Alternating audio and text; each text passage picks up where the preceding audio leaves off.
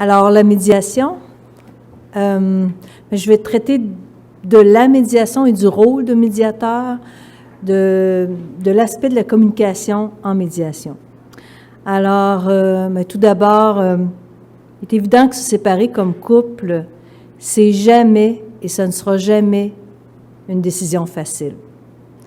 Souvent, c'est pris par un ou par l'autre. C'est rare, effectivement, que les gens arrivent les deux ensemble à dire « oui, on est prêt à se séparer ». Donc, il y a de la peur, il y a de la colère, il y a de la tristesse. C'est terrible de penser que demain matin, on ne verra pas son enfant se lever. C'est terrible de penser qu'on ne pourra pas voir son adolescent évoluer à tous les jours comme on le voyait d'habitude, puis qu'on ne pourra pas voir sa calotte ou...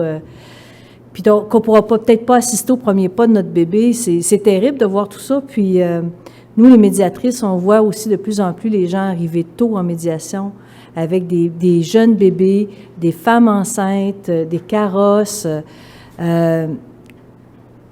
Je suis mère de famille, j'ai 2 enfants, j'ai des jumeaux de 14 ans et je le sais c'est quoi cette douleur du parent. Et aussi d'avoir construit un patrimoine familial ensemble, d'avoir une maison, d'avoir des rêves. Et tout d'un coup, tout ça, ça disparaît parce qu'on se sépare, puis on va s'appauvrir.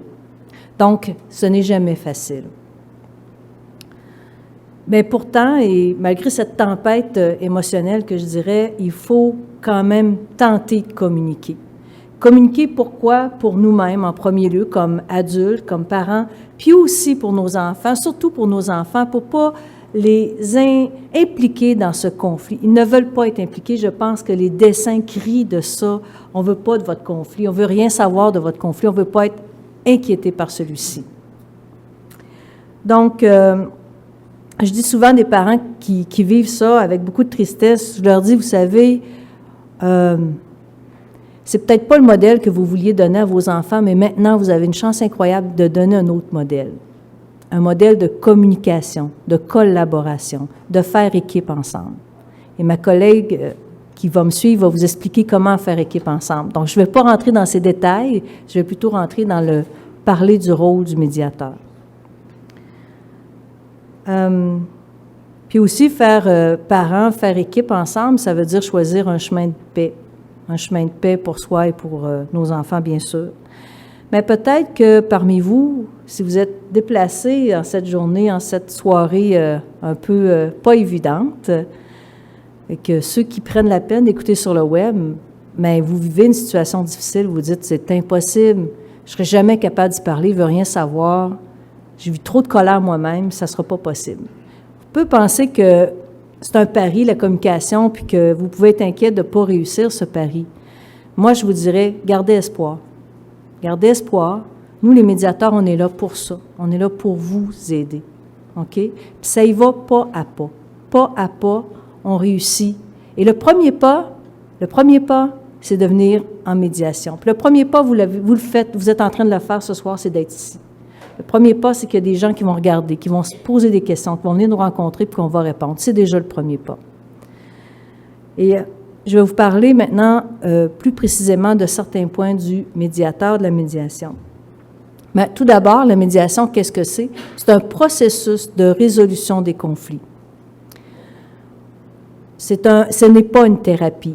L'objectif n'est pas de viser la réconciliation, mais bien comment terminer, comment partir sur de nouvelles bases. C'est un processus vraiment de résolution de problèmes.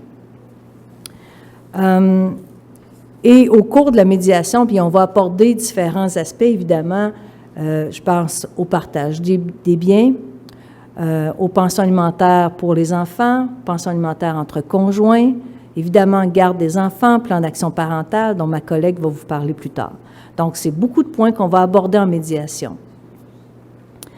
L'autonomie, c'est un point important. Ce qu'il faut bien comprendre, et puis je peux comprendre, j'entendais Mme Maréchal quand elle disait que les hommes ont peut-être l'impression que ça leur échappe, mais justement, en médiation, c'est pas ça qui se passe. Parce qu'en médiation, c'est les deux qui décident ensemble. C'est les deux qui choisissent leurs meilleures solutions, les meilleures solutions possibles pour eux en fonction de leurs intérêts, de leurs besoins. En fonction de leur horaire de travail, en fonction de leur patrimoine, en fonction de leurs enfants. Nos enfants sont uniques, sont extraordinaires, sont totalement différents. Puis encore là, je prends à témoin tous ces dessins qui viennent parler de l'unicité de chacun des enfants. Et c'est les parents qui sont les mieux placés pour décider, mais qu'est-ce qui est le mieux pour nos enfants? Et ça, de choisir le chemin de la médiation aussi, c'est de ne pas se faire imposer une décision. Contrairement à la médiation, le juge va imposer une décision. Il fait bien son possible. Les juges font bien leur possible. C'est pas évident non plus d'être juge devant, et entendre des histoires à journée longue, des histoires vraiment déchirantes. C'est pas toujours facile. Ils font les décisions du mieux qu'ils peuvent. Mais ce sera jamais autant des aussi bonnes décisions que vous prendrez ensemble. Et moi, je crois que la justice, d'autant qu'on en parle, là, je suis plus en train de suivre mon texte, m'excusez. Je pense que la justice, la meilleure des justices, c'est celle que vous allez négocier. C'est celle-ci qui va être la plus satisfaisante. Okay? Vraiment. Et bien là, l'homme a toute sa place parce qu'il doit participer. Messieurs, participez. Mesdames, participez. Et ça va être juste ce qui va se passer. On va toujours tenir compte de la loi. La loi ne va pas disparaître, mais ça va être un élément parmi d'autres, okay, qui va faire partie de la discussion. Donc, j'en étais à la neutralité, l'autonomie, la neutralité. Le médiateur ne prend ni pour l'un ni pour l'autre. Alors, ça aussi, c'est encore très important. C'est son devoir de neutralité. Alors, ni pour madame, ni pour monsieur. Et si jamais vous avez l'impression que votre médiateur prend pour quelqu'un, bien, dites-lui, « Hey, il y a quelque chose que je ne comprends pas, là, je ne me sens pas confortable. » Criez, dites-le votre inconfort. C'est important parce que le médiateur, s'il n'a pas votre confiance, il ne peut pas vous aider. C'est important qu'il tisse un lien de confiance avec vous et que vous disiez vos inconforts s'il y en a. Donc, cette neutralité va faire en sorte que le médiateur, par ailleurs, ne pourra pas donner d'opinion juridique. Alors, qu'est-ce qu'une opinion juridique? C'est lorsqu'il doit chercher dans sa jurisprudence et dans ses manuels autant qu'une opinion psychosociale. Pourquoi? Parce que s'il donne une opinion, il va prendre soit pour un ou pour l'autre. Donc, madame va être contente d'entendre telle chose ou monsieur ne sera pas content, ou monsieur va être content d'entendre telle chose, puis madame ne sera pas contente. Donc, le médiateur ne peut absolument pas rendre d'opinion. Toutefois, ce qu'il faut comprendre, c'est qu'il est informé et qu'il vous informe. Donc, l'information juridique, psychosociale, il la détient, il vous la donne. OK? Et ça fait partie des services auxquels vous avez droit, un réservoir de connaissances, parce que les médiateurs sont des professionnels qui ont des codes de déontologie, qui ont des obligations de formation continue, donc, et qui vont guider au niveau d'aller chercher le plus d'informations possible. Si par ailleurs, nous avions besoin d'une opinion juridique ou d'une opinion d'un psychosocial, d'une personne, un psychologue ou un spécialiste de l'enfant, on peut toujours dire au conjoint, allez consulter à l'extérieur de la médiation. Donc, les époux, les ex-conjoints vont consulter à l'extérieur de la médiation, reviennent en médiation avec l'information et là, on repartage cette information. Et à ce moment-là, donc, on voit le rôle du médiateur qui est de s'assurer que l'information, elle est disponible, qu'elle est présente et qu'on prend des décisions libres et éclairées, surtout éclairées. Puis j'ai envie de dire aussi, moi, ce que je vois dans mon bureau, c'est souvent des parents très inquiets. « Oui, mais c'est-tu la bonne décision? Fais-tu la bonne affaire? Ta. » Je me dis toujours, on fait du mieux qu'on peut. Puis après ça, on peut se rajuster. Parce que la vie, c'est pas un long fleuve tranquille. Puis nos enfants, bien, ils ont leur réalité à eux, puis ils vont évoluer, puis vous-même, vous allez évoluer comme personne. On va s'ajuster. J'aimerais aussi parler du cadre dans lequel, du travail du médiateur qui consiste à donner un cadre respectueux et sécuritaire. Quand quelqu'un n'est pas d'accord avec vous, c'est difficile de l'écouter, hein? Quand quelqu'un semble dire des choses incroyablement fausses, qui vous semblent fausses, quand vous ne vous sentez pas respecté par une personne, quand vous ne vous sentez pas entendu, compris par l'autre, Et pire, s'il y a des insultes ou des menaces, bien, vous allez réagir. Vous ne vous écouterez plus. Et l'autre va rétorquer. Et puis tout d'un coup, ça va faire bang, bang, bang, bang. Il va y avoir une escalade. OK? Parce qu'il y a beaucoup de colère, parce qu'il y a de la peur. Ça arrive en médiation. Mais nous, les médiateurs, on veut bloquer ça. On veut bloquer les discussions qui sont non productives, des discussions qui sont négatives. On va s'assurer que ça ne se produise pas. On va arrêter. On va bloquer ces obstacles à la communication. C'est notre rôle. C'est ça qu'on doit faire. Pour permettre à chaque personne, aux pères et aux mères, de dire ce qu'ils ont à dire et d'être entendus. Ce qui est parfois pas toujours facile en dehors de la médiation. Moi, j'ai souvent eu aussi des conjoints qui ont dit « on se parle en médiation » parce que quand on se parle à l'extérieur, ça vire mal.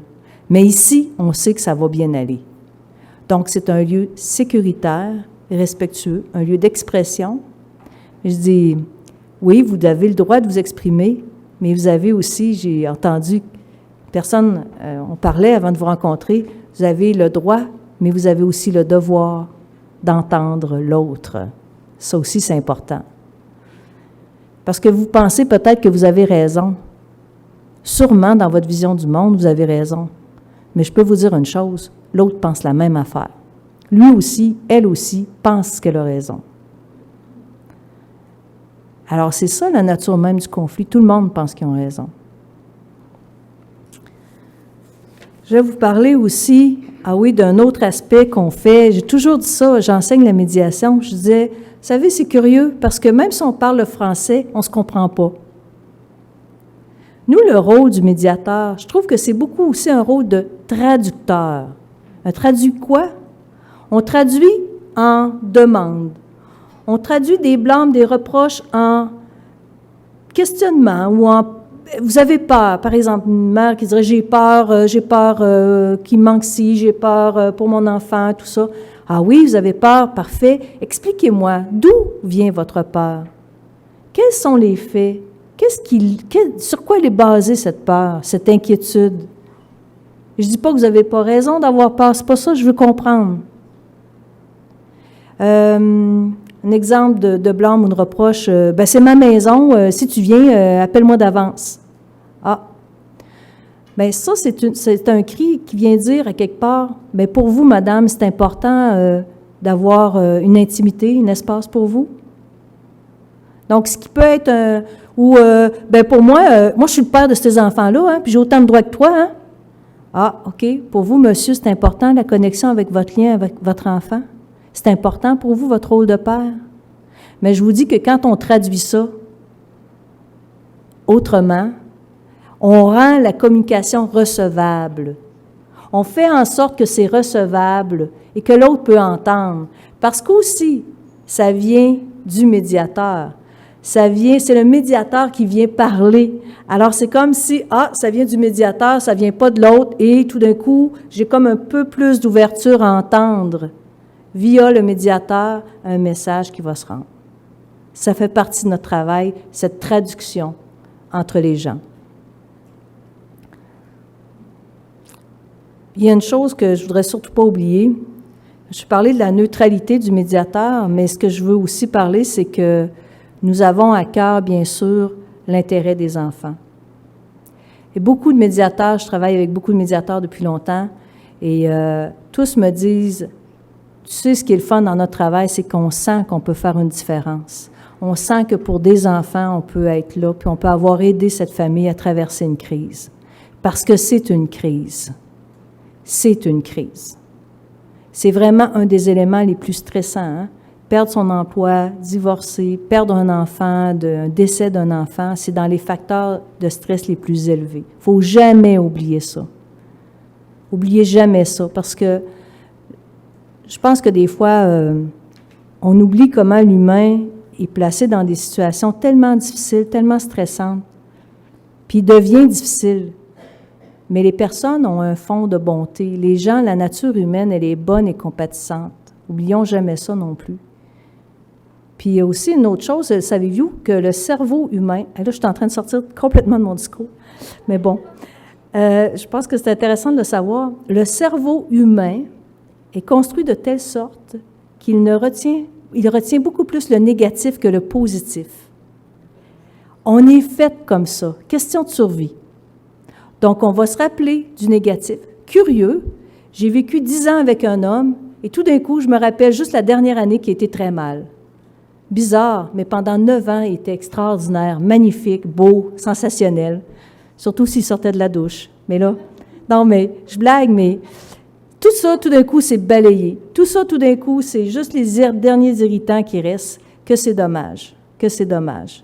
Donc, des fois aussi, comme médiatrice, en tout cas, moi, je me le permets de aussi dire, est-ce qu'il y a eu des bons moments? Est-ce que vous avez été heureux avec cet enfant? Est-ce que vous avez eu des bons moments?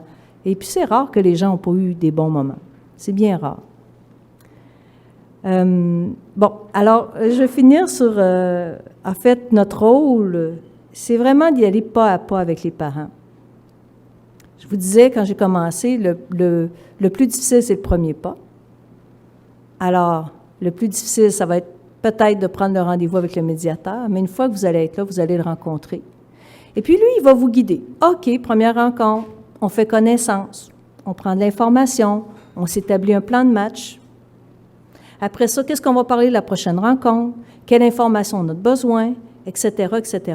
Donc, il va suivre votre rythme aussi. Si vous êtes blessé, si vous êtes heurté, si vous pleurez toutes les larmes de votre corps, bien, peut-être vous avez besoin de 2-3 semaines avant de revenir en médiation. Peut-être vous avez besoin d'un thérapeute, peut-être vous avez besoin d'autre aide. OK? Donc, on va vous suivre. Une médiation, ça ne veut pas dire on rentre puis c'est réglé. On ne peut pas régler 18 ans en 5 heures. Des fois, parfois oui, mais parfois non. Parfois, ça peut prendre plus de temps, puis c'est correct. Vaut mieux ça que des batailles devant les tribunaux. Donc, on y va pas à pas. On peut consulter le médiateur. Vous avez un premier 5 heures qui est gratuit, mais vous aussi, vous avez le droit à des révisions. Donc, la vie n'est pas un long fleuve tranquille. Alors, les enfants vont grandir, vont devenir des adolescents. Vous allez changer de travail, vous allez perdre votre travail, je ne vous le souhaite pas, mais ça peut arriver. Des conditions économiques différentes, un nouveau conjoint, une nouvelle réorganisation financière, toutes sortes de choses peuvent arriver. Donc, vous avez droit à des revisions. Et donc, le médiateur est là pour vous accompagner pas à pas. Donc, ça fait partie de notre travail. Ça veut dire que ce n'est pas nécessaire d'avoir un conflit énorme, d'avoir des grandes chicanes, parce qu'aussi, nous sommes des professionnels qui peuvent vous donner toute l'information. Ça fait partie de la gratuité à laquelle vous avez droit. Alors, je terminerai en disant, mais pourquoi communiquer finalement? Pourquoi recourir à nos services? Bien, tout simplement pour avoir une vie meilleure. Pour soi, pour nos enfants. Quand on arrive au divorce, à la séparation qui font tellement mal, c'est parce qu'on veut être mieux, en principe. Alors, pourquoi continuer le conflit si on veut être mieux?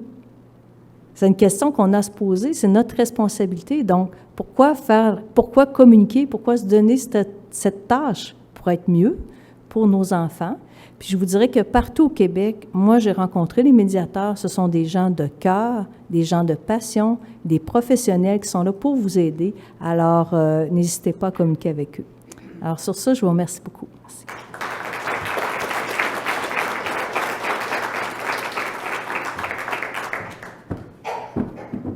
Merci beaucoup, Mme Vallière. Je vais vous présenter notre prochaine conférencière, psychologue et médiatrice, Mme Caroline Paquette, pratique à l'Institut Psy depuis plusieurs années, plus d'une dizaine d'années. Elle a un intérêt particulier pour les problèmes liés à l'adolescence, les troubles déficitaires de l'attention, les problèmes familiaux. Elle fait de la médiation et de l'accompagnement dans un contexte conflictuel. C'est une conférencière. À de nombreuses occasions, elle a eu en tout cas l'occasion de donner des conférences. Il me fait grandement plaisir de vous la présenter, Madame Caroline Paquette.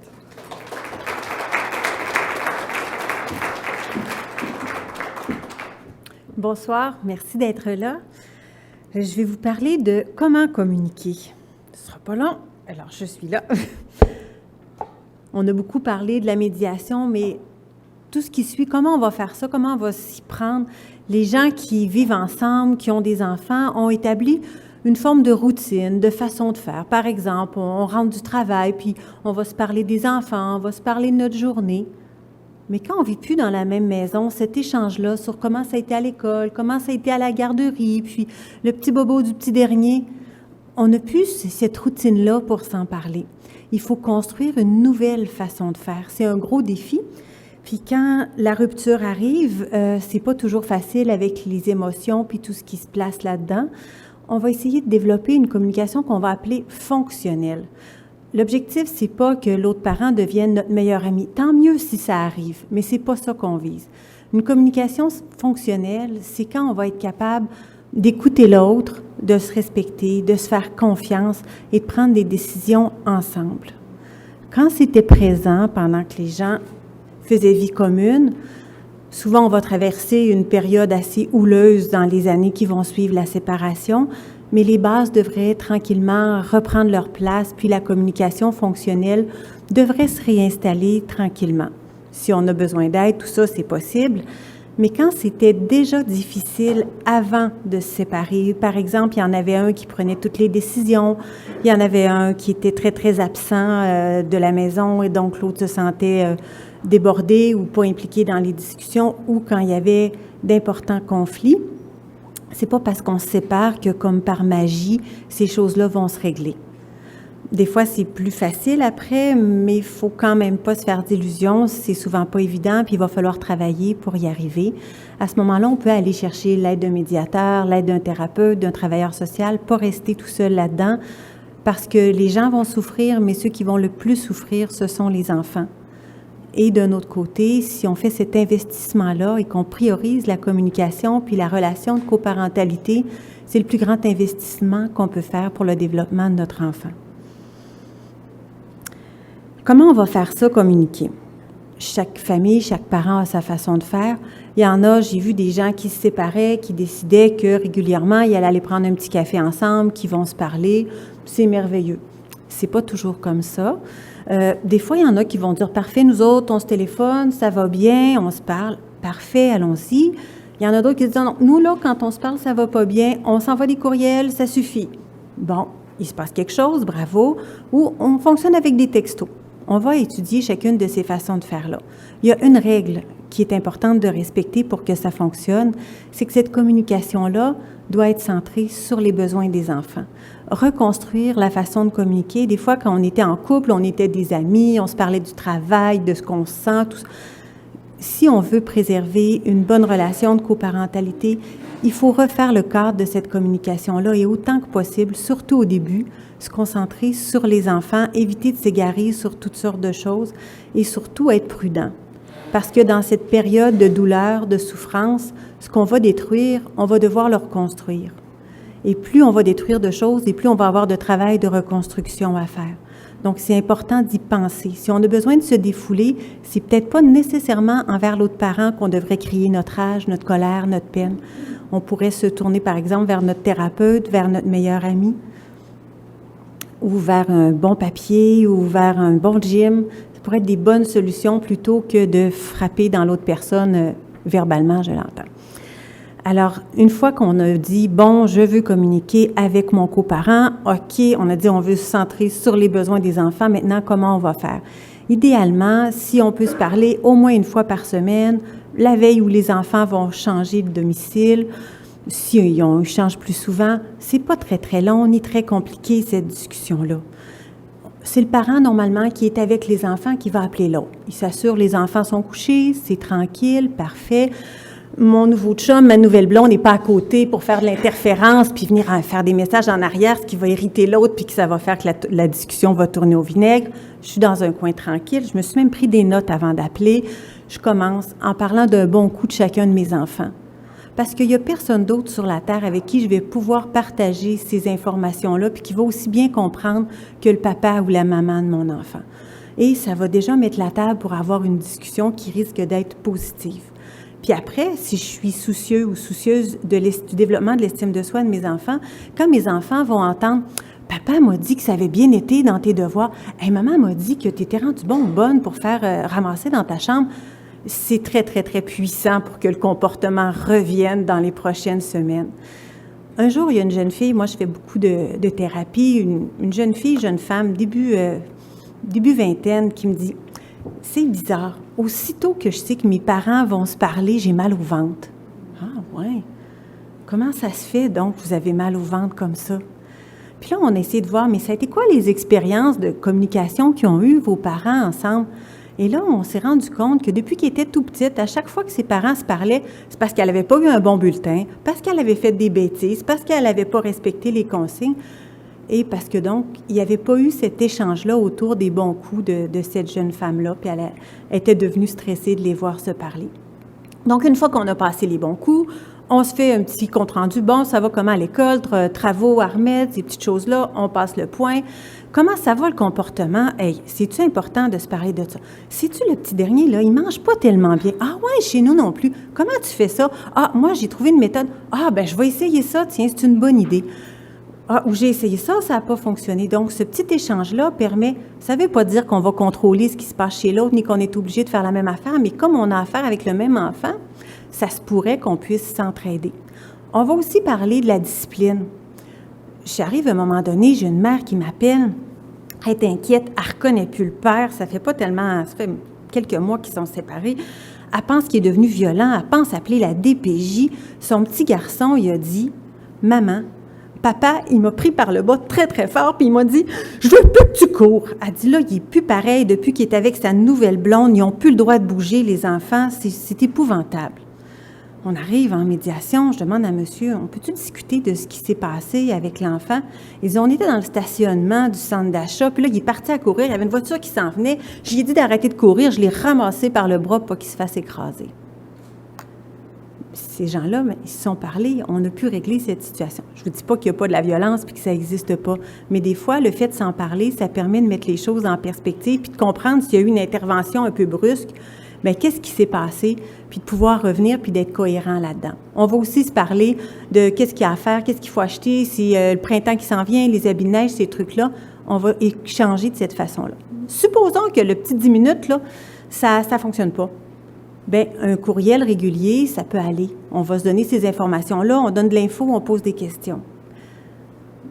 Mais je ne pense pas qu'on puisse accompagner des enfants et les aider sereinement si on ne se parle jamais. Il faut avoir des moments, des temps d'arrêt. Il y a des questions à un moment donné qu'il faut qu'on prenne le temps de discuter ensemble, qui se discutent un peu moins bien dans un courriel. On se disait que les enfants, souvent, les parents vont se séparer, ils sont de plus en plus jeunes. Bien, quand on décide que c'est l'heure de développer la propreté chez notre enfant, c'est le fun d'avoir une approche qui soit concertée. On le fait avec les intervenants de la garderie. C'est le fun de le faire avec l'autre parent. Quand est-ce qu'on les enlève, les pull-ups, la nuit? Qu'est-ce que tu as essayé? Qu'est-ce qui marche chez vous? C'est le fun de pouvoir s'en parler. Quand ils grandissent, ah ouais, quand est-ce que tu laisses l'enfant tout seul à la maison qui est assez grand pour se garder? On peut-tu s'en parler? C'est le temps de les inscrire aux loisirs, aux activités. Qu'est-ce qu'ils aiment? Qu'est-ce que j'aimerais qu'ils fassent? C'est quoi nos disponibilités? C'est quoi nos budgets? Qu'est-ce qu'on veut pour nos enfants? C'est des choses qui vont demander de prendre le temps de s'asseoir. Arrive l'adolescence, hey, qu'est-ce qu'on va faire quand notre jeune nous parle de drogue, de sexualité? Là? Ça se gère bien mal dans un courriel. Si on n'est pas capable de se parler puis de prendre le temps, on peut aller s'asseoir avec le médiateur puis discuter de ces points-là, puis d'avoir l'écoute dont ma collègue, Mme Vallière, vous a parlé tout à l'heure, prendre le temps de s'écouter puis de se parler. Là, je vais retourner voir dans mes notes parce que je suis allée pas mal dans tout ça, là, juste pour être sûre que j'ai rien oublié de tout ce que je pensais qui était important que je vous dise.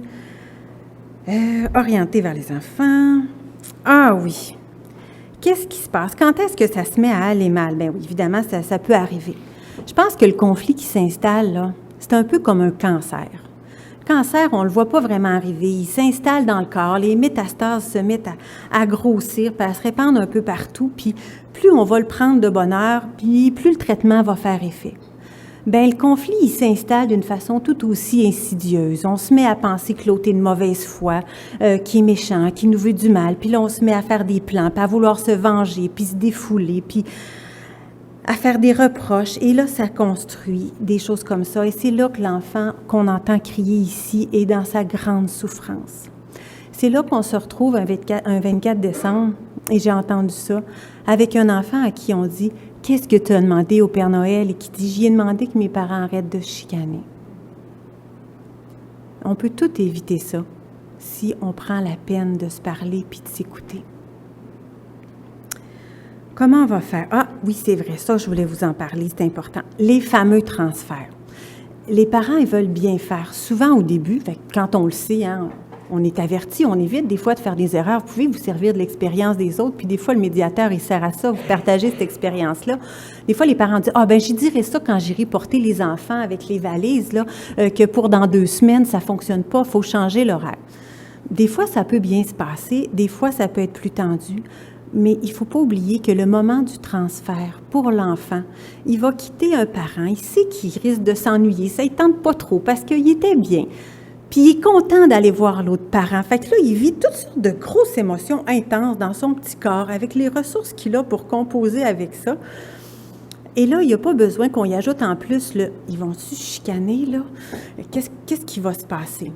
Alors, s'il vous plaît, livreur de pizza, c'est le mot magique. On fait comme avec un livreur de pizza. « Bonjour, comment ça va? Voici le sac. Merci, salut, bonne fin de journée, bonne semaine.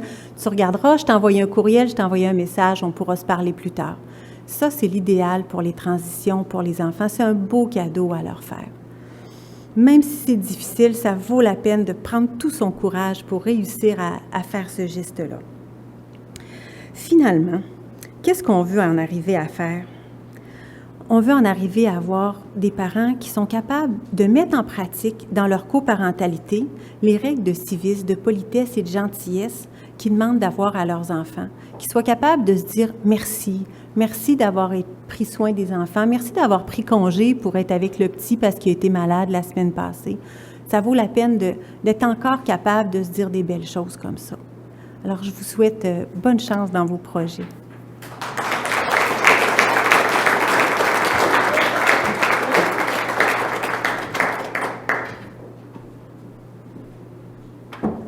Merci beaucoup, Mme Paquette.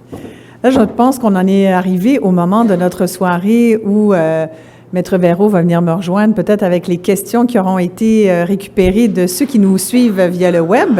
Merci d'ailleurs de le faire. J'espère que ça vous plaît. Vous pouvez aller au micro, peut-être, oui, Maître. Ou voulez-vous venir devant, peut-être, ça va être plus simple. Je peux les poser Puis en même temps, oui, certainement. Puis en même temps, j'invite les gens, peut-être qui sont ici. Si vous avez des questions, on les prend également. Ça va créer une belle interaction de vous entendre à votre tour. On a beaucoup parlé avec les conférencières.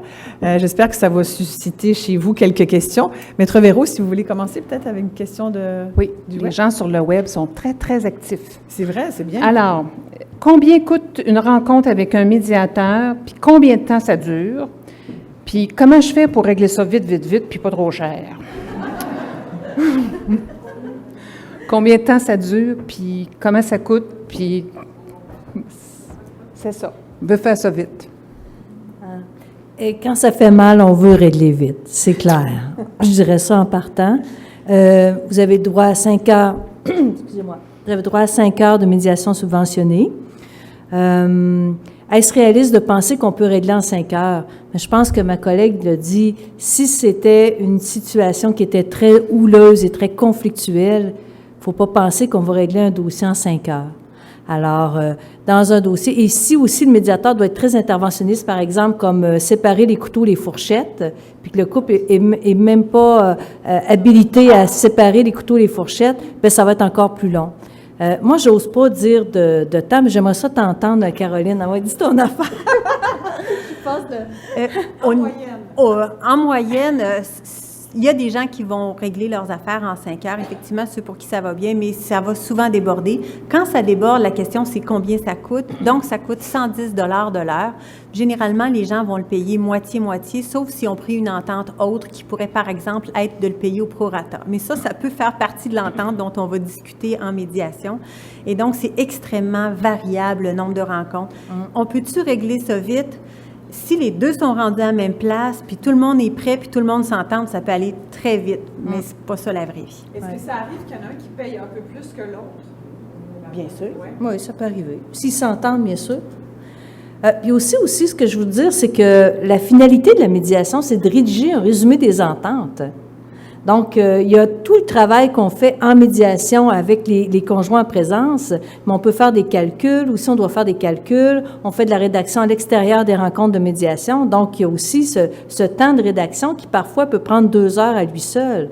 Donc ça, c'est un autre aspect là qu'il faut considérer aussi dans le temps de médiation.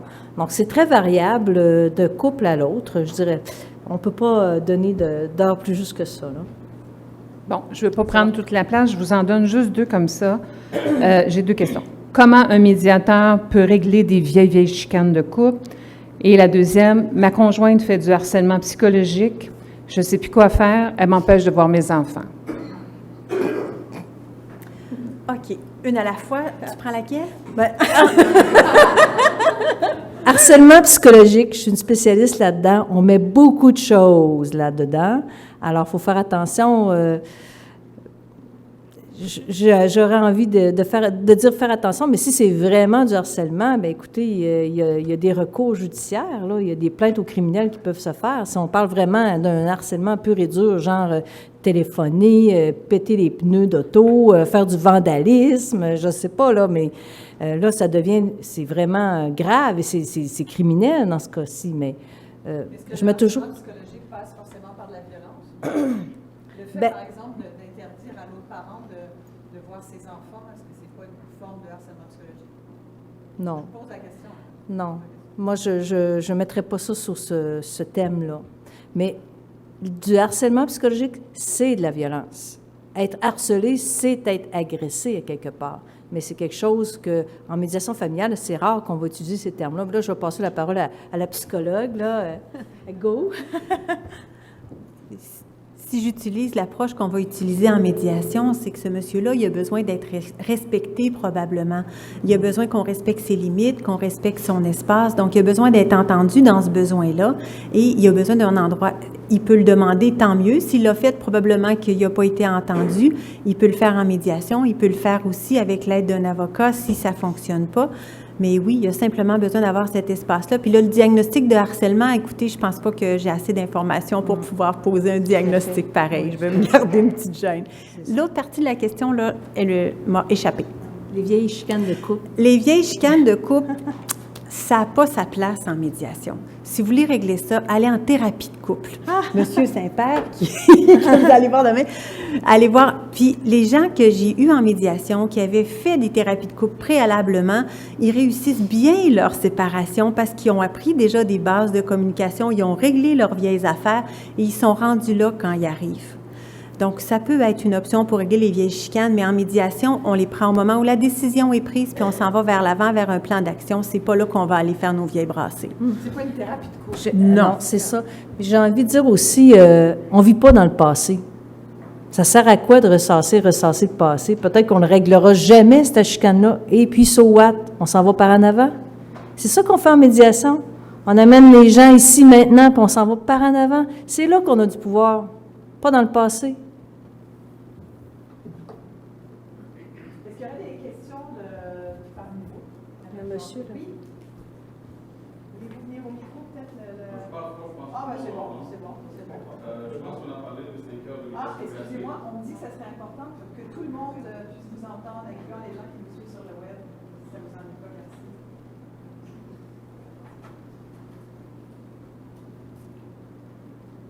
Vous avez parlé de médiation 5 heures de gratuit, là, puis vous dites que vous ne donnez pas d'avis juridiques. Donc, pour les couples qui veulent s'informer au niveau de l'avis juridique, est-ce qu'il y a aussi des séances gratuites où ce qui peut s'informer? Parce que souvent, c'est là que ça devient un problème parce qu'ils n'ont pas les moyens ou quoi que ce soit. Et l'autre chose, souvent, parce que j'aide dans mon communauté à faire la médiation, on s'est déjà vu.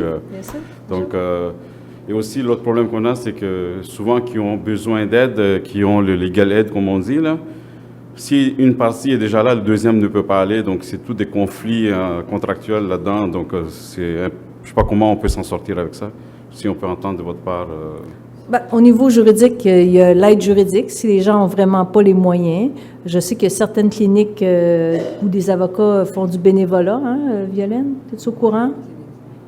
Clinique du Mylan, c'est une région. C'est un quartier. Ah oui, oui, c'est ça, je viens de Québec. Et oui, il y en a sûrement à Québec. Il y a des avocats aussi qui font des premières demi-heures ou la première heure pro bono. Service de référence du barreau.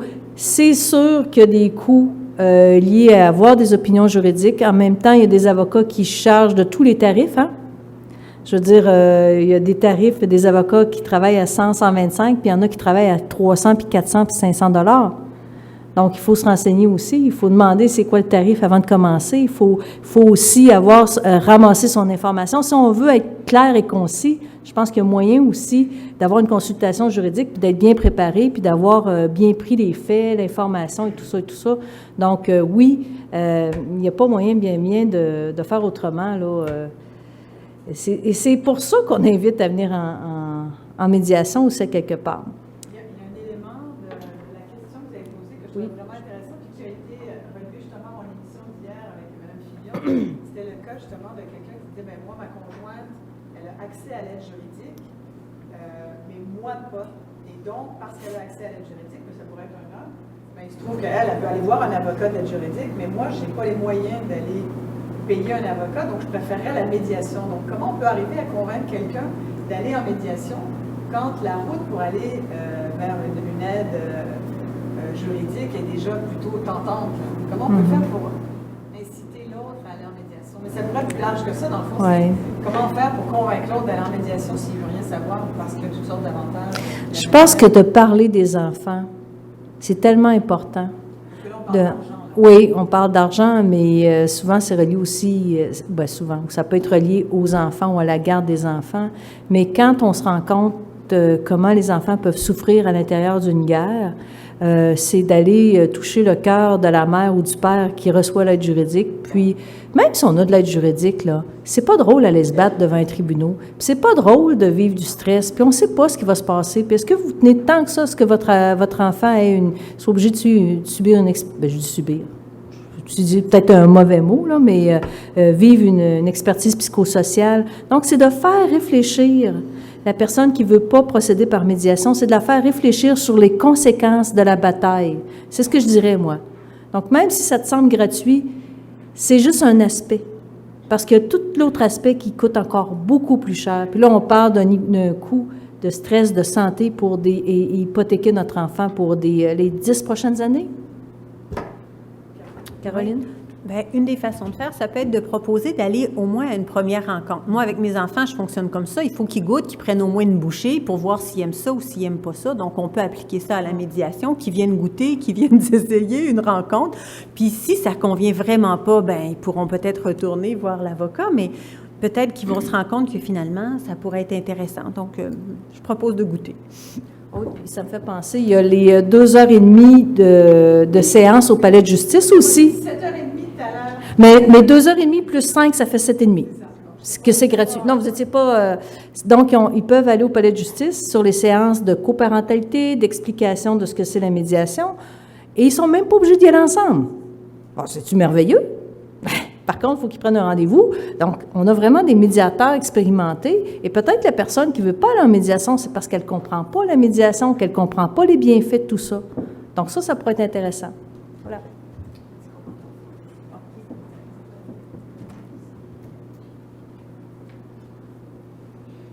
Bonsoir. Moi, j'ai une question en général à propos, vous disiez tout à l'heure, il y a beaucoup de changements qui se passent dans la vie. Donc, nous, on s'est séparés il y a quelques années déjà. On a fait ça, on a réussi à faire ça à l'amiable quand même, c'est déjà beaucoup. Mais par contre, il y a des changements dans la vie justement qui arrivent. Puis là, en ce moment, c'est plus les enfants qui demandent, qui ont besoin de parler. Ils vivent des choses d'un bord et de l'autre, puis ça leur crée un conflit, alors que ça fait quand même un certain nombre d'années qu'on n'est plus ensemble. Mais là, je voulais savoir comment ça fonctionne, si on veut que ce soit les enfants qui puissent exprimer vraiment où ils en sont, qu'est-ce qu'ils veulent, puis ça amène beaucoup de confusion. Puis les conflits ont recommencé, malheureusement, à cause de ça, là. Bien, pas à cause des enfants, mais à cause que c'est des ados maintenant, puis ils disent plus qu'est-ce qu'ils veulent, puis c'est quand c'est non, puis quand ils étaient petits, c'est pas qu'on les obligeait, mais on a toujours favorisé l'échange, le partage.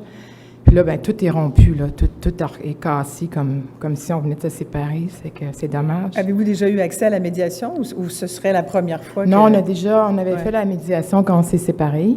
Ça a quand même été, ça a mis des grosses choses au clair, là, ça l'a beaucoup aidé. Mais là, c'est ça, je sens que c'est ça qu'on aura encore de besoin, mais plus pour que les enfants puissent s'exprimer. Puis, tu sais, comme que ça soit pas un dit ci, l'autre dit ça. Puis, tu sais, le conflit est repris, mais là, c'est un conflit à 4, là. C'est plus à 2, là. C'est pas agréable. C'est ça, ma question. Comment ça marche? OK. Bien, dans tous les cas, vous avez droit à 2h30 de révision qui sont subventionnées. OK. Nous, on n'a pas terminé l'entente signée. Même si vous ne l'avez pas terminé, D'accord. lors du premier processus, vous aviez droit à 5 heures. Et OK. par la suite, à chaque année, aux 9 mois, on a droit à 2h30. Donc, vous pourriez bénéficier de ces 2h30-là. De révision. OK. Et, Chaque année, il y a 2h30? oui, Donc, c'est 2h30 par année. oui. Est-ce qu'on peut les mettre en banque? Ou, Non. Ah. Le principe, c'est pour permettre de faire des changements. Si on a besoin souvent au niveau du partage du temps de vie, l'horaire, des choses à réajuster, la coparentalité, partage des dépenses, pension alimentaire et compagnie, ça nous permet de faire ces ajustements-là également. Donc, vous pourriez les utiliser. Moi, je peux vous parler de comment je fonctionne, mais je veux dire, il n'y a pas une façon uniforme, puis tous les médiateurs le font exactement de la même façon. Habituellement, je vais rencontrer les parents, écouter leurs besoins, comprendre la situation, et si c'est leur souhait, puis qu'on a établi pourquoi précisément, c'est possible de rencontrer les enfants, écouter leurs besoins et même les inviter à venir parler à leurs parents, d'exprimer leurs besoins ou d'être leur porte-parole selon le contexte et le niveau de confort des enfants. Donc, c'est des choses qui peuvent se faire. OK. Donc, ils ne peuvent pas vraiment communiquer directement à leur âge, comme, mettons, 12-15 ans, là. Parce que c'est vraiment eux autres qui ont besoin d'exprimer quelque chose, plus que nous, on n'a pas de solution à nous deux, là. En fait, c'est pas possible. l'idée de la médiation, d'abord, avec les parents, c'est de comprendre la situation pour ensuite écouter les enfants et revenir avec les parents pour que les parents prennent une décision ensemble à la lumière de ce qu'ont exprimé les enfants. D'accord. Et ce qui n'empêche, normalement, l'étape qui suit, les parents prennent une entente, peut-être des fois souvent avec les ados, moi je vais suggérer d'avoir au moins 2 options sur lesquelles les parents s'entendent, ils répondent mieux à ça. OK. Et on va dire aux enfants, voici, papa et maman, nous avons convenu que ces 2 façons de faire-là pourraient nous aller à la lumière de ce que vous nous avez dit. Qu'est-ce que vous en pensez? Vous choisissez entre l'option A ou l'option B. Ah, parfait, d'accord. Donc, Bon, les merci. ados vont pouvoir être là devant le médiateur aussi pour exprimer. Ils peuvent être là aussi. Ils peuvent être là. Ouais. Premier temps, on va accueillir les parents. Deuxième temps, on va entendre les enfants. Ensuite, les parents Troisième concluent. temps, on va travailler à partir de la parole des enfants, des besoins des enfants, produire des solutions et revenir avec les enfants avec ces solutions-là. Mais c'est les parents qui vont quand même mener le bateau. On leur dit, vous êtes des enfants, c'est très bien. C'est les parents qui décident. Est-ce qu'il y a d'autres questions? Est-ce qu'on aurait d'autres questions via les gens qui nous écoutent sur le web aussi ou des questions dans l'assistance? Oui?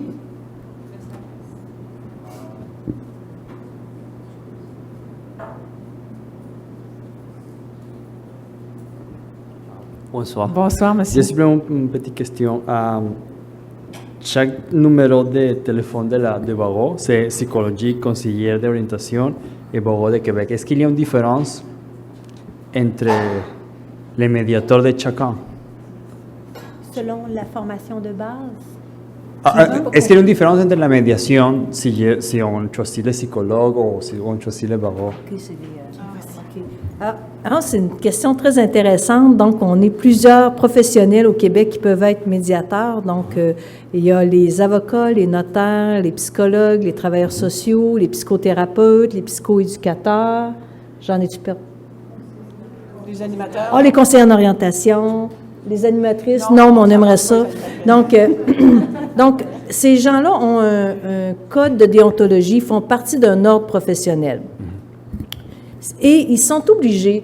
Les gens qui sont comme moi, de ma race de juridique, on est obligé de se former en psychosocial, on est obligé d'aller chercher une formation psychosociale. Et les psychosociaux, comme les psychologues et tout ça, doivent se former en juridique. Donc, ce qui est merveilleux avec la profession de médiateur, c'est que c'est une profession hybride où, à quelque part, on doit autant avoir du juridique, des connaissances juridiques que des connaissances psychosociales. Mais c'est bien sûr qu'on reste qu'on est avocat, il reste qu'on a un fond de, mais la profession de médiateur, c'est une profession unique en soi. Donc, c'est ce que j'aurais envie de vous répondre. Puis, est-ce que tu as le goût de faire un complément là-dessus? trouve que c'est très bien dit, en fait. Elles s'entendent bien. On n'a même pas besoin de médiateur entre vous deux. Puis aussi, ce que j'ai envie de dire, c'est qu'on est toujours obligé de se former en formation continue. Donc, on doit suivre les lois, on a des colloques à chaque année, donc on doit se perfectionner. Maintenant, c'est sûr que les gens, des fois, peuvent dire « Ah, j'aime mieux aller avec quelqu'un du domaine du psychosocial. » Bien à vous, bien à vous. Alors, si le lien de confiance est là, allez vers les professionnels vers qui vous avez un lien de confiance. C'est la clé, c'est la base, c'est la confiance envers notre médiateur. Donc, allez vers qui vous avez confiance. D'accord. Merci. Merci. Oui? Bonsoir.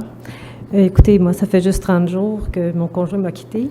J'ai une question. J'ai communiqué avec une avocate médiatrice la semaine dernière et elle m'a exprimé toutes les explications que vous nous avez données. Elle était vraiment efficace et d'une très bonne, elle a bien communiqué les besoins que j'avais. Cependant, ce qu'elle a recommandé, c'est d'aller consulter une avocate pour connaître mes droits d'une part. Ce qu'elle a été capable d'évaluer, c'est qu'il y avait peut-être un conflit parental. Mon bébé a 20 ans, il est à l'université, et ce qu'il ne reconnaît probablement pas, c'est qu'elle a encore des droits, c'est-à-dire que nous avons encore des obligations parentales vis-à-vis de cet enfant-là. Alors, il y avait cette première suggestion-là, et elle a également mentionné un test de réalité. Alors, je ne sais pas ce que c'est. Est-ce que vous pouvez m'expliquer ce que c'est un test de réalité? Ça existe, ça? Un test de réalité dans mon langage, c'est d'essayer de faire, par exemple, un budget et de voir quelles seraient les options. Donc, par exemple, d'aller chercher un avis juridique et dire qu'est-ce qui arriverait si j'allais avec une poursuite, combien ça me coûterait, qu'est-ce que ça donnerait, qu'est-ce que je pourrais m'attendre à obtenir comme résultat de ça, si je décide, par exemple, de ne plus subvenir aux besoins de mon enfant de 20 ans. OK. Donc, c'est quelque chose qui pourrait davantage répondre au conjoint, c'est-à-dire au questionnement que le conjoint a par rapport à cet enfant-là, c'est ça? Oui, ça pourrait être ça. Et ça pourrait être aussi d'aller en médiation, puis de faire un plan d'action, puis de voir est-ce que ça me conviendrait, combien ça coûterait, comment ça marcherait. Donc, c'est...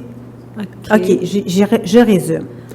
L'idée d'aller chercher un avis juridique n'exclut pas d'aller en médiation, permet d'éclairer la médiation. Un n'empêche pas l'autre. On n'est pas en train de faire une procédure, on est en train de s'informer. OK. Donc, monsieur peut aller chercher un avis juridique, madame aussi, et le grand garçon aussi. L'enfant peut aller chercher un avis juridique. Oui, ça, on m'a bien exprimé ça par rapport à ça, mais ça ne nous empêche pas, on est quand même d'accord pour la médiation. Mais le fait d'aller connaître nos droits de part et d'autre, même l'enfant de 20 ans, c'est ça. Et ça va enrichir la démarche. Et après, de se rasseoir à partir de cette démarche-là et de construire des options. Voici qu'est-ce qu'on pourrait faire. On a l'option A, l'option B, l'option C, puis analysons les avantages, les inconvénients de chacune de ces options-là. Qu'est-ce qui répondrait le mieux aux besoins de notre grand garçon, puis à ce qu'on a comme vision dans son éducation. OK, parfait. Puis à nos responsabilités. Vers où on veut l'emmener. OK. C'est certain que ça va prendre plus que 5 heures en médiation pour arriver finalement à une entente. Comme je vous dis tantôt, je ne suis pas capable de vous répondre à ça. Est-ce que c'est plus clair? Écoutez, le test de réalité? Oui, vas-y. Je vais vous donner un exemple. Parfois, on a des bonnes idées. Hein? Des fois, on a des très, très bonnes idées. Ça se passe dans le bureau, puis on pense que ça a de l'allure. Mais on ne l'a pas essayé. On ne l'a pas testé. Pour moi, le test de la réalité, c'est essayons de voir en réalité qu'est-ce que ça va donner. Si vous me dites, par exemple, on va faire la garde d'un enfant, de 2 enfants, 3 et 5 ans, 2, 3, bien là, ça va-tu être le fun, ça, ce test de réalité-là? On va l'essayer, puis on va voir ce que ça va donner. OK. Alors, pour moi, en tout cas, je donne un exemple, je ne sais pas si ça te rejoint, mais moi, des fois, je dis, bien, entre ce qui se passe, puis ce qu'on imagine, puis la réalité, qu'est-ce que ça va être? On va regarder ce qui va se passer, puis on se rajustera. OK. Donc, ce que je comprends, c'est que ça n'a rien à voir avec le fait qu'une personne peut être complètement dehors d'une réalité. Ce que je vous dis, c'est que ça n'a rien à voir avec un scénario qu'une personne peut s'être imaginé par rapport à, un règlement entre nous deux. Si le conjoint, lui, s'est imaginé que ça va être comme ça, on va à la maison, on fait ci, on fait ça, on tire nos billes chacun, puis c'est réglé, alors qu'on a encore un enfant, on a 2 enfants, mais on a encore un enfant en charge. Alors, l'avocate, la réaction qu'elle a eue, c'est que elle dit, il y aurait peut-être lieu de faire un test de réalité. Alors, c'est ça, là fait que c'est vraiment, mais là, on n'est pas rentré dans les détails, là, c'est pour ça. Fait qu'il y a plusieurs scénarios, ce que je comprends, c'est qu'il y a plusieurs scénarios qui peuvent être élaborés, et puis c'est des hypothèses, finalement. C'est ça? OK. Est-ce qu'il vit chez vous, votre... Non, il a quitté. OK. c'est moi qui est à la maison, présentement. OK. Voulez-vous répondre? Oui, parce qu'on a une spécialiste aussi ici qui a des idées par rapport à tout ça. Je me disais, madame, peut-être que le test de réalité que la médiatrice vous suggérait, c'était de consulter pour savoir si vous aviez des attentes trop élevées ou des attentes trop basses OK. pour mesurer si finalement votre vision des choses était réaliste. C'est peut-être ça qu'elle voulait dire. C'est comme Je ça que sais pas, j'interprétais, peut-être. mais je vous dirais Ouais. que je pense que c'était plus l'autre côté, là, l'autre partie, qui était irréaliste, mais je comprends, donc c'est comme ça que je l'ai compris, moi. De toute façon, vous allez la voir, cette personne-là, vous pouvez lui dire qu'est-ce que vous voulez dire. Oui, oui. C'est ça. Mais c'est parce que, vous savez, il y a des gens qui sont irréalistes à un moment donné, au niveau de leur demande, à un moment donné, fait que c'est ça, mais au niveau de la médiation, c'est sûr qu'on devrait arriver à un consensus. Là. Bonne chance. Merci. Est-ce qu'il y a d'autres personnes qui veulent intervenir, poser des questions? Oui, allez-y, monsieur. Bonsoir. Mon nom est Maître Sangaré Salif, je suis avocat. Merci d'avoir organisé cette journée québécoise de la médiation familiale. Moi, ma question, c'est surtout au niveau de la formation pour devenir médiateur. En tant qu'avocat, après 5 ans d'exercice en droit de la famille, on nous demande, si ça nous intéresse, d'être médiateur. On fait la formation, mais après, il est très, très difficile d'avoir un superviseur parce qu'on nous demande 10 mandats supervisés.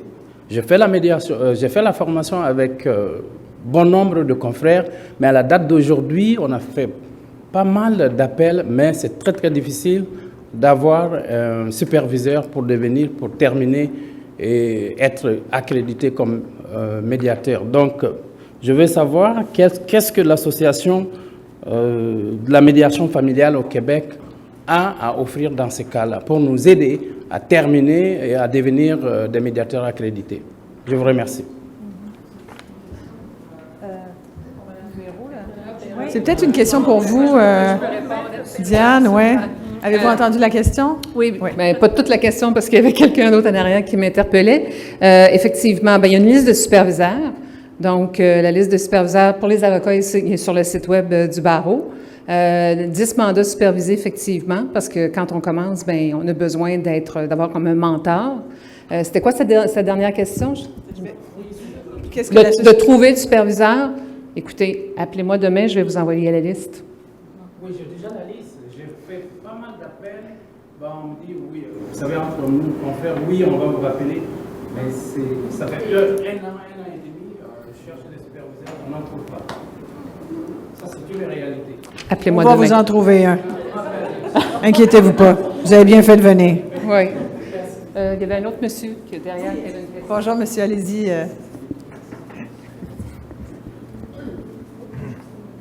Bonsoir. Bonsoir. Ma première question, c'est de savoir, est-ce que l'un des parents peut initier la médiation? Il faut que ce soit d'un commun accord. On va dire, est-ce que moi, je peux consulter un médiateur, puis lui va faire des démarches auprès de mon ex-conjointe pour la convaincre d'aller en médiation?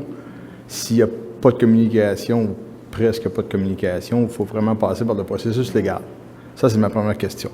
Deuxième question, est-ce qu'il existe dans le système de médiation un système qui existe dans d'autres codes de loi où, pour désengorger le système juridique, on favorise la médiation pour plusieurs causes. Par exemple, en civil, on fait ça.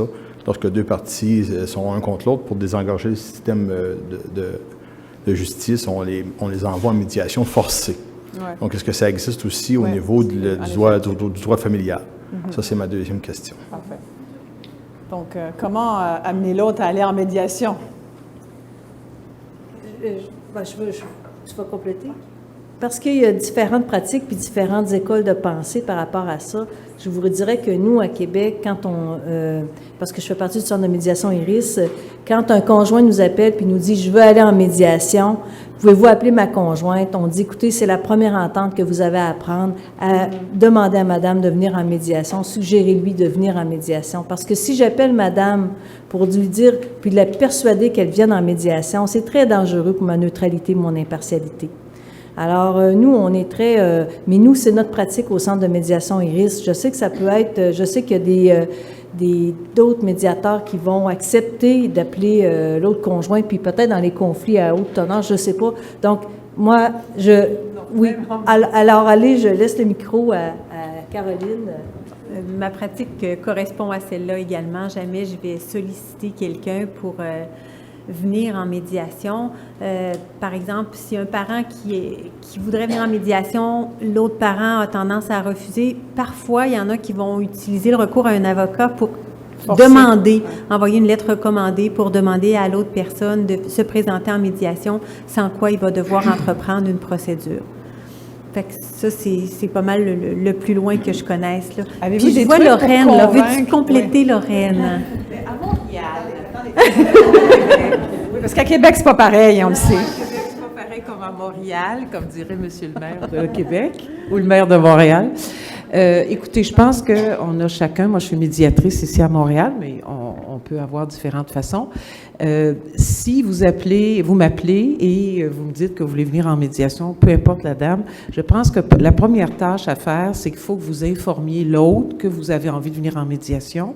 Et moi, ce que je fais au téléphone, c'est que je dis, bien, vous connaissez votre ex-conjointe mieux que moi, ça serait quoi la meilleure façon de la rejoindre ou de le rejoindre? Par texto, par courriel, par téléphone, je ne sais pas quand c'est le mieux.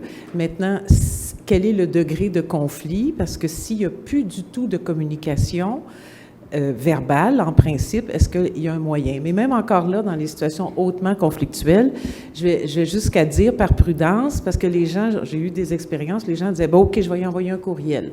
Le courriel, c'était, bon, bien, écoute, j'aimerais que tu contactes Mme Filion pour aller en médiation, mais je suis sûre que tu ne le feras pas parce que, bon, oups. Donc, je dis, bien, est-ce que vous voulez oui ou non? Parce que quand on est en conflit, donc, quelle est la façon la plus neutre? Et le plus souvent, quand le parent fait cette démarche-là, de dire à l'autre, bien, j'aimerais aller en médiation, veux-tu contacter Mme Filion ou un tel médiateur à tel numéro de téléphone? Le plus souvent, j'ai un appel. Si je ne l'ai pas, moi, au bout d'une semaine, je rappelle l'autre parent, puis je dis, bien, écoutez, ça fait une semaine, je n'ai pas eu de contact. Est-ce que vous en avez? Et là, j'ai toutes sortes de réponses. Finalement, le parent dit, ah ben, j'y ai pas écrit. Donc, avant tu sais, il faut aller, et puis moi, ça m'arrive de téléphoner à l'autre. Et je le fais, et il n'y a jamais personne qui m'a claqué la ligne au nez. Donc, j'appelle, puis je dis, écoutez, Mme Thibodeau, c'est Mme Filion, mais je suis sûre que l'autre a fait la démarche, m'a envoyé copie du courriel ou du texto. Et là, j'appelle l'autre, puis je dis, bien, écoutez, et le plus souvent, j'ai pu donner l'information au téléphone 5 minutes. Et si la personne me dit, je veux rien savoir, je dis, c'est très bien. Ou si la personne dit, bien, ça dépend, bien là, je peux faire quelque chose. Moi, j'ai pas d'objection, et je sais qu'il y a des médiateurs qui le font, à téléphoner à l'autre, mais il faut qu'il y ait un minimum de démarche de votre part d'abord. Je ne suis pas la seule à faire comme ça à Montréal. Dans la deuxième partie, merci beaucoup, Lorraine. Donc, si je reprends... Oui, allez-y. Je vais aller au micro ici. Pour moi, quand on dit aller en médiation, ça veut dire de s'asseoir autour d'une table avec un médiateur pour commencer à échanger, discuter et négocier. Avant cette étape-là, il y a la séance de parentalité après la rupture qui se donne au palais de justice les soirs de semaine pendant 2h30 de temps. Et il y a aussi une séance d'information que vous pouvez avoir dans un bureau privé de médiateur. Ça dure environ 1 heure.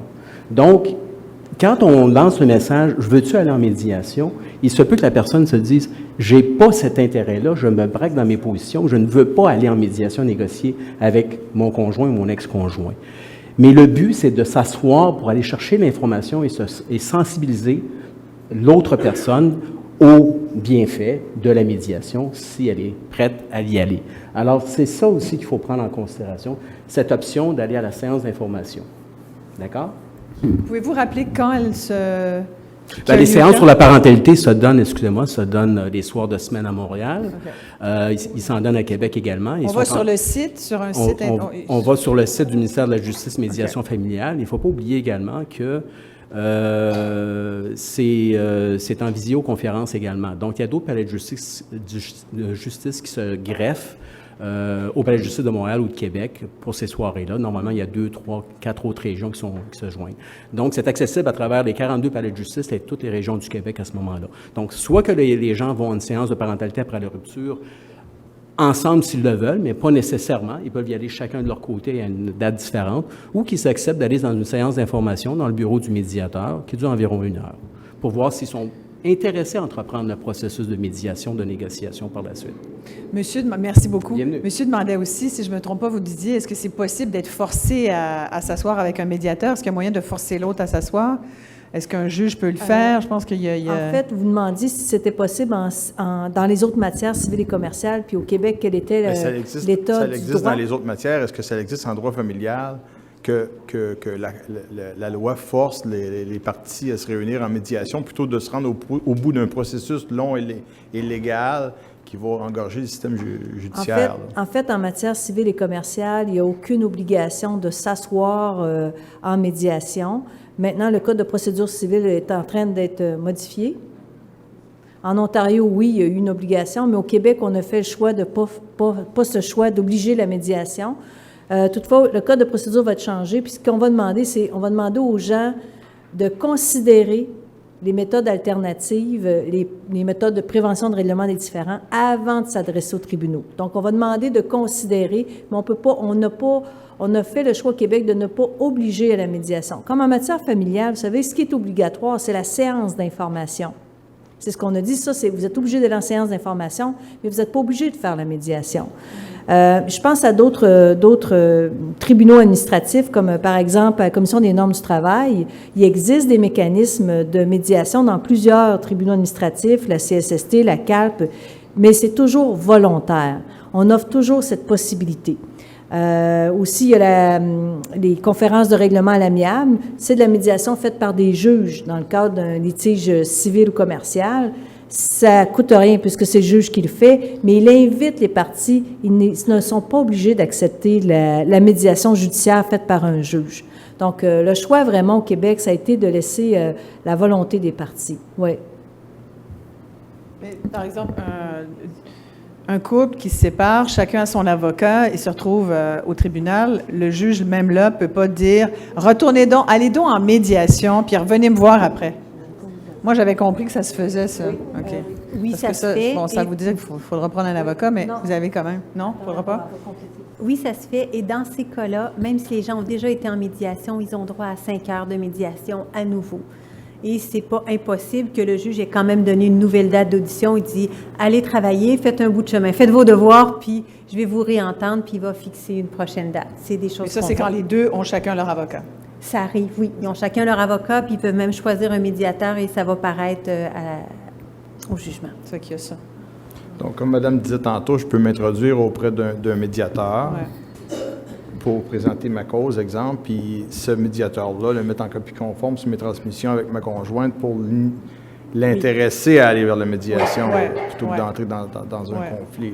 Avez-vous, je sais pas, ça doit vous intéresser sans doute, mais avez-vous quelques bons arguments, là, à part l'intérêt des enfants, qui fera en sorte qu'on puisse arriver à convaincre l'autre, qui ne veut plus rien savoir à la base, là, pour le convaincre d'aller en médiation?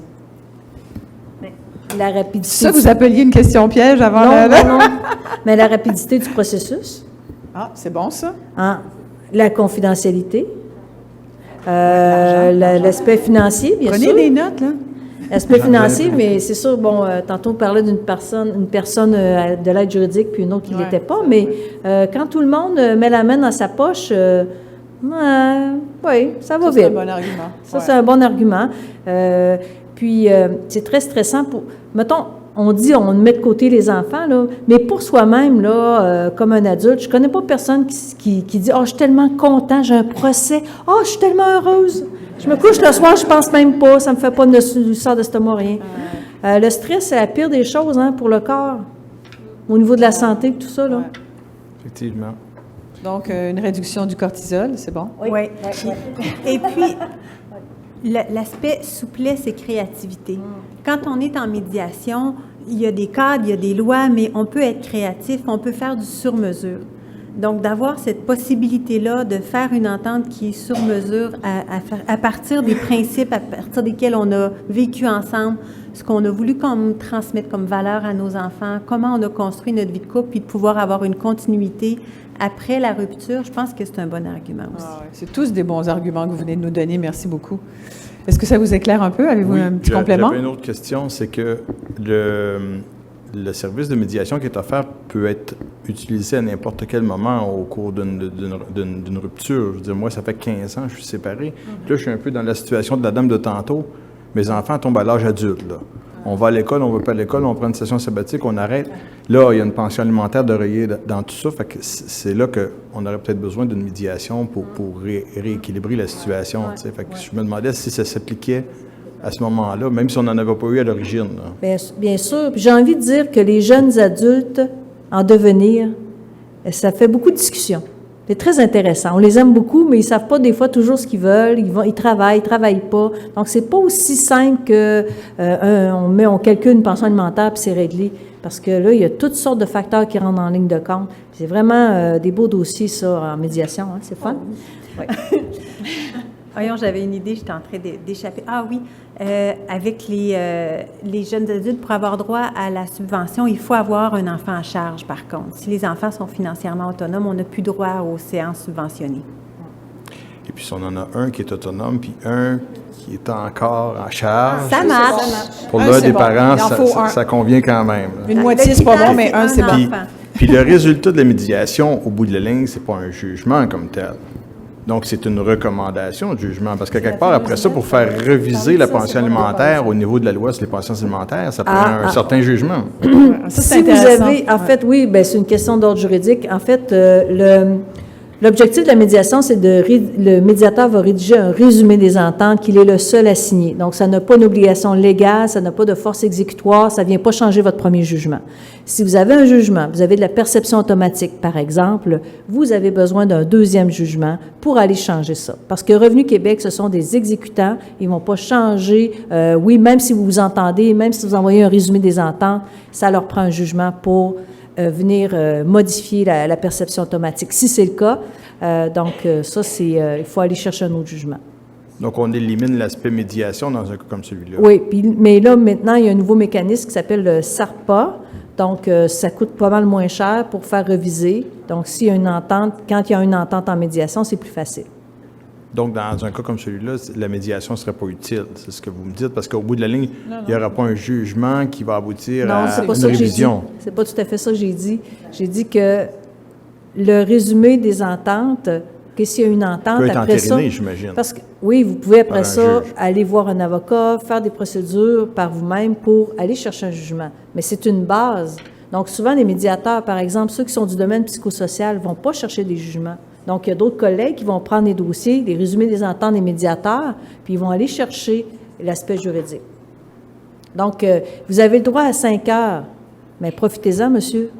Non, effectivement.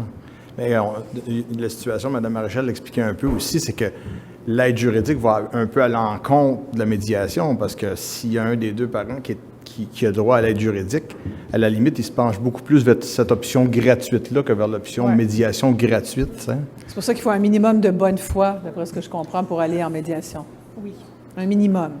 Parfait. Merci. Merci. Vous allez pouvoir peut-être parler plus spécifiquement ensuite, après, on va aller en comité avec tout. Il y a bien sûr nos 2 conférencières, mais il y a également plein d'autres. On a 2 autres intervenants peut-être? 2. Voilà. Et puis après, vous allez pouvoir aller en petits groupes et puis poser des questions beaucoup plus spécifiques pendant encore une bonne demi-heure. Bonsoir. Bonsoir. J'aimerais savoir, une fois que l'entente est conclue dans la médiation, c'est quoi le délai avant que ce soit entériné par un juge? Si vous présentez des requêtes à l'amiable, écoutez, des fois, ça prend 2 semaines, 3 semaines. Là, j'ai des maîtres couturiers qui est là, qui fait du litige plus que moi. C'est quoi les délais à Montréal? Je ne sais pas. Moi, je ne fais plus de litige. Vous en faites plus? OK, mais c'est quoi les délais? Quand on fait une demande de divorce, normalement, c'est une question... les derniers que j'ai fait, une question de quelques semaines, 3-4 mois. C'est ça. Je n'ai eu un cet été, ça a pris 2 mois, puis on a eu notre jugement de divorce avec une entente. Mais à Québec, ça va plus vite. Donc, ça déménager à Québec, ça prend 1 mois. Un jugement de divorce, c'est 1 mois. Dans ce cas-là. Oh oui, un jugement de divorce à l'amiable 1 mois. Merci beaucoup. Merci. Est-ce qu'on peut prendre peut-être une question du web, une ou 2 aussi après madame? Juste préciser pour monsieur, si ce n'est pas un jugement en divorce, mais c'est une requête, par exemple, qui serait que sur la garde des enfants ou la pension alimentaire, ce n'est pas une question de divorce, c'est encore plus rapide. Bonsoir. Pardon. Je suis Monique Cauchy, je suis médiatrice familiale au service de médiation à la famille au Centre jeunesse de Montréal.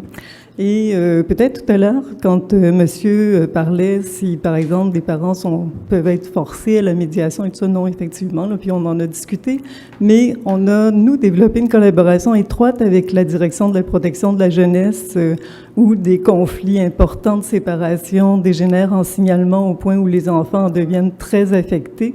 Et à ce moment-là, régulièrement, des parents vont nous appeler parce que le juge l'a fortement recommandé en chambre de la jeunesse et a pris acte de l'engagement des parents. Ça fait qu'il y a un travail qui est fait à ce niveau-là très intéressant avec la DPJ et notre service. Et aussi, l'intervenant de la DPJ fait la référence de consentement avec les parents. Alors, on fait vraiment un travail pour s'assurer que les parents, finalement, la jonction se fasse. Et je voulais peut-être mentionner, il y avait cet aspect-là qui pouvait être d'encourager des parents qui auraient peut-être pas spontanément, nous auraient pas appelé. Alors, voilà. Merci beaucoup. Alors, des questions qui nous viennent des gens qui nous suivent sur le web. Oui. Est-ce que les avocats sont présents lors de la médiation? Les avocats du couple? Oui, du couple. Non, ils sont pas présents lorsqu'on fait la médiation. Les gens vont aller... On force pas les gens à prendre une décision là, pendant la médiation. Ils sont libres, ils ont le temps de réfléchir. Donc, on va regarder des options avec eux. Ils vont être invités à aller réfléchir. Ils peuvent aller voir leur avocat et on va revenir au rendez-vous d'après, puis ils vont avoir fait leur travail et ils vont avoir eu leur avis juridique. Mais il n'est pas là. Et là, j'ai une question piège. Ah, il en fallait une? On va finir avec celle-là, si vous bon. voulez. Comment je fais? Je choisis un avocat, un travailleur social, un psychologue, un notaire, un conseiller en ordre. Qui comme médiateur? Vous prenez un sac, vous mettez toutes les professions dedans, puis vous pigez. Bien, moi, j'ai une autre réponse aussi. J'ai une autre réponse. J'ai envie de dire, appelez plusieurs, puis choisissez celui avec qui vous avez un lien de confiance. Je reviens toujours à cette idée du lien de confiance. Pour moi, c'est primordial. Alors, si vous avez appelé un avocat, puis il vous a répondu bien bête, écoutez, puis que vous n'avez pas confiance en lui, c'est rare que les avocats répondent bête, là, mais d'un coup, ça peut arriver. Ben, écoutez, passe au suivant, c'est tout. Mais moi, j'ai une autre réponse, si je peux me permettre, n'étant pas médiatrice, mais en ayant interviewé beaucoup de médiatrices, finalement. Moi, je répondrais, il y a des causes, les causes ne sont pas toutes les mêmes, les situations ne sont pas toutes les mêmes, puis il y a des situations, j'ai l'impression, qui demandent plus peut-être les conseils de quelqu'un comme Caroline, et qui est beaucoup plus avec une formation donc de psychologie, où là, quand il y a des conflits qui sont vraiment très psychologiques, j'ai envie de dire, c'est peut-être plus une psychologue qu'il faudrait aller voir. Si c'est un conflit qui est purement juridique, mais là, c'est peut-être un avocat. Parfois, c'est une question de qui garde la maison, comment on fait pour séparer les biens immobiliers. C'est peut-être un notaire à ce moment-là qu'il faudra aller voir. J'ai l'impression qu'il faut aussi savoir quels sont les besoins qu'on a par rapport à notre situation. C'est une bonne réponse, ça aussi? Hein? J'ai envie de dire que là où il y a des conflits, il y a des émotions fortes, il y a de la psychologie toujours. Donc, si un avocat ou un notaire veut faire de la médiation puis qu'il n'y a pas des notions de psychologie puis qu'il ne sait pas comment gérer les émotions fortes, il va passer à côté. Donc, il faut qu'il apprenne puis il faut qu'il le sache. Même chose pour un avocat. Oui, un avocat, un notaire. J'ai dit notaire? Non, il me semblait qu'il n'y avait pas d'avocat. Il n'y a pas d'avocat de Québec, en tout cas. Ah non, mais non, c'est ça. Oui, ça peut être le réflexe, mais en même temps, en principe, on est formé pour répondre à tout. Ouais. Mais en même temps aussi, si c'est vraiment compliqué, on peut faire de la comédiation. Moi, je pourrais faire de la comédiation avec Caroline. Oui, ça serait vraiment le fun. Puis donc on a 2 médiateurs? Mais oui. Là, vous faites 2h30, 2h30, ou comment vous faites ça? Mais là, oui. Là, question des honoraires, on partage les honoraires où on a moins de temps, parce que si on est 2, ça fait 2h30 subventionnés. Mais dans des conflits vraiment importants, puis tout ça, écoutez, même payer 110$ chaque médiatrice, c'est pas si cher que ça. Et vous êtes ensemble à ce moment-là, ou c'est séparément que vous pourriez être ensemble aussi? Il y a aussi des possibilités de couple médiateur, c'est-à-dire, donc là, on a une complémentarité multidisciplinaire, Ou une autre possibilité, c'est on a une femme médiatrice et un homme médiateur. Et ça, c'est un match extraordinaire parce que... Il n'y a pas de risque qu'il y en ait un qui prenne pour l'autre? Ben, écoutez, si monsieur se retrouve avec 3 femmes autour de la table puis une sensibilité... ça se peut. Puis qui pense que les femmes ont le gros bout du bâton, ben il n'aimera peut-être pas ça. Non, mais donc, ça, c'est intéressant. Déjà, c'est un beau début, je trouve. Oh oui. Déjà, un. Mais c'est intéressant, l'histoire du couple multidisciplinaire, tout à fait. Ouais. Alors, je vais avec Bonne-Eve. Oui, parfait. Bien, merci beaucoup à nos conférencières pour ces réponses fabuleuses.